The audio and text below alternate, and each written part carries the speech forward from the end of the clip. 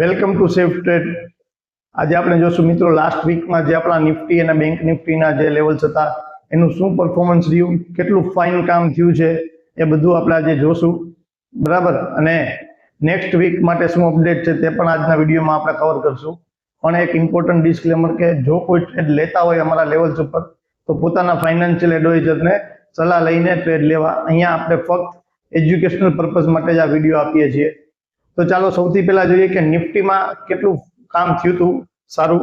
એટલે સૌથી પહેલા એ જોઈએ તો ડે 1 એટલે કે આપણા વીકનો ડે 1 10 ઓગસ્ટ માર્કેટ 9:15 પરફેક્ટ આપણા લેવલથી રિજેક્શન કરી અને અહીંયા જ સપોર્ટ લીધો હતો. નેક્સ્ટ સેકન્ડ કેન્ડલ, થર્ડ કેન્ડલમાં જ આપણને એન્ટ્રી બાય સાઇડનો ટ્રેડ મળ્યો હતો, જેમાં ઓલમોસ્ટ આપણને 70 પોઈન્ટ જેવો પ્રોફિટ થઈ શક્યો, બરાબર.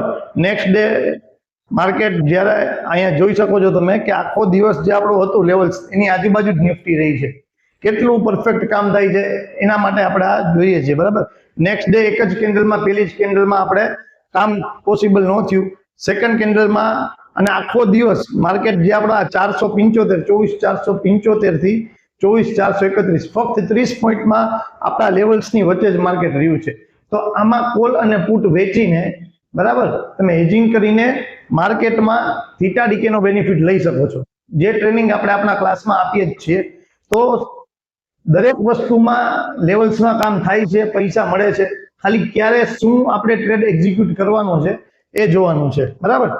ડે 3, બરાબર, 12 ઓગસ્ટે પહેલી કેન્ડલમાં અહીંયા જ આપણે જોઈ શકીએ છીએ કે રિજેક્શન અહીંયાથી ઉપર નથી ગઈ માર્કેટ 24,475 થી, બરાબર છે.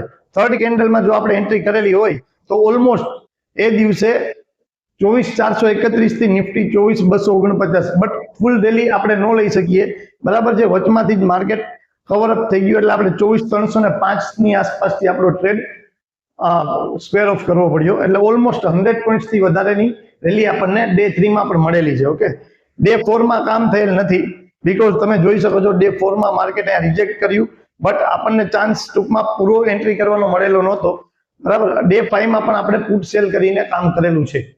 તો આ દરેક દિવસે આપણા લેવલ્સ પર કામ થાય જ છે. માત્ર ને માત્ર જરૂર છે નોલેજની. જ્યાં સુધી નોલેજ નહીં લ્યો, શીખશો નહીં, ત્યાં સુધી ટ્રેડ મળવાના જ નથી, અને મળશે તો પણ તમે સ્ટોપ લોસ દઈને નીકળી જ જવાના છો. એટલે કેપિટલ વાઇપ આઉટ થતું રહેશે જ્યાં સુધી પ્રોપર ટ્રેનિંગ નહીં લ્યો ત્યાં સુધી, બરાબર. હવે આપણે જોઈએ બેંક નિફ્ટીમાં આપણે શું પરફોર્મન્સ રહ્યું છે. તો ચાલો બેંક નિફ્ટીનો ચાર્ટ જોઈએ. તો આ છે આપણો બેંક નિફ્ટીનો જે લાસ્ટ લેવલ આપેલા હતા તે ચાર્ટ.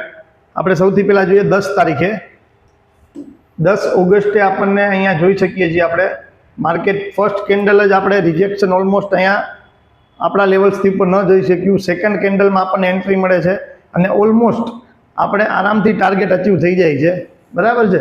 આ છે આપણું લેવલ, બરાબર. નેક્સ્ટ ડે એટલે કે 11 ઓગસ્ટે ફર્સ્ટ કેન્ડલમાં આપણે એન્ટ્રી કરી શકતા નથી, કારણ કે આપણને મોકો જ નથી મળ્યો, બરાબર. સેકન્ડ કેન્ડલમાં આપણે એવડી મોટી કેન્ડલ હતી ફર્સ્ટ, એટલે એન્ટ્રી કરેલ નથી, એટલે સેકન્ડ ડે આપણનું કામ બેંક નિફ્ટીમાં નથી થયું, બરાબર. રોજે રોજ દરેક જગ્યાએ કામ થાય એવું જરૂરી નથી, પરફેક્ટ એન્ટ્રી મળે તો જ કરી શકીએ. ડે 3 એટલે કે 12 ઓગસ્ટના દિવસે પણ આપણે જોઈ શકીએ છીએ સેકન્ડ કેન્ડલમાં જ આપણને એન્ટ્રી મળી જાય છે અને ઓલમોસ્ટ આપણો ટાર્ગેટ અચીવ થઈ જાય છે બેંક નિફ્ટીમાં ડે 3 માં, બરાબર.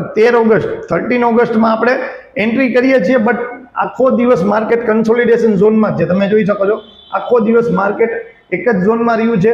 તો જે કોલ પુટ વેચેલા હોય એમને થીટા ડીકેનો લાભ મળેલો હશે, બાકી મોટો ટાર્ગેટ આપણે લઈ શકેલ નથી 13 તારીખે. બટ 14 ઓગસ્ટે 2 ટ્રેડ થયા છે. તમે જોઈ શકો છો અહીંયા ઉપર રિજેક્શન આવ્યું છે, ત્યાંથી આપણે નીચેની બાજુ ટાર્ગેટ પણ મળ્યો.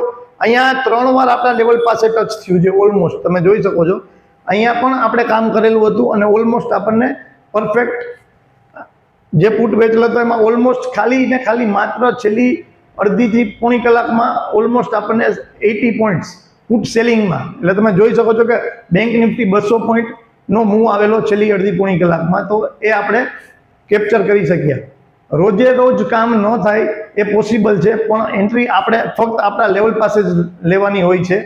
અધરવાઇઝ માર્કેટ કન્સોલિડેશન ઝોનમાં હોય તો જે લોકો કોલ અને પુટ સેલ કરતા હોય, જે સેલર્સ છે તેમને પૈસા મળશે, જે બાયર્સ છે એને તો પરફેક્ટ એન્ટ્રી હોય તો જ આપણે લેવાની રહે છે.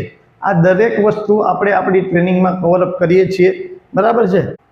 હવે આપણે જોશું કે નિફ્ટીના નેક્સ્ટ વીક માટે કયા નવા લેવલ્સ અપડેટેડ છે. તો ચાલો સૌથી પહેલા એ જોઈએ. તો આ છે મિત્રો આપણા નિફ્ટીના અપડેટેડ લેવલ્સ. આ લેવલ્સમાં આપણે માત્ર 1 થી 2 લેવલ્સ નવા અપડેટ કરેલા છે. એ હું તમને ચોખવટ નથી કરતો, કારણ કે તમે ગોતો કે આપણે શું અપડેટ કરેલું છે. ઘણા લોકો ખાલી માત્ર ને માત્ર સપોર્ટ રેઝિસ્ટન્સ દોરવામાં પણ આળસ કરે છે, પોતાના ચાર્ટ પર દોરતા નથી.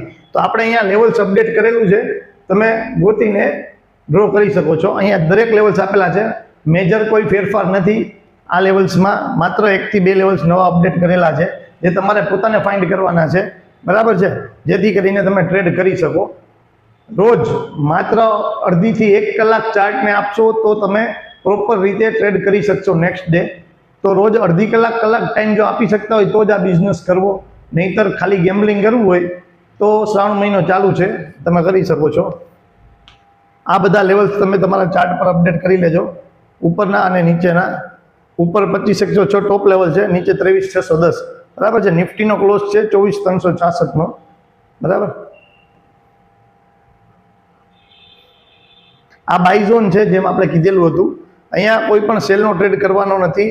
આ કન્ફ્યુઝિંગ ઝોન છે, ત્યાં એકાદ ઉપરનું અથવા નીચેનું લેવલ ક્રોસ કરે તો જ એન્ટ્રી કરવી, ત્યાં સુધી એન્ટ્રી કરવી નહીં, બરાબર.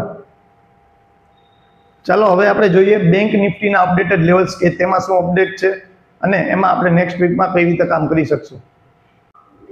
તો આ છે આપણો બેંક નિફ્ટીનો નવા અપડેટેડ લેવલ્સ.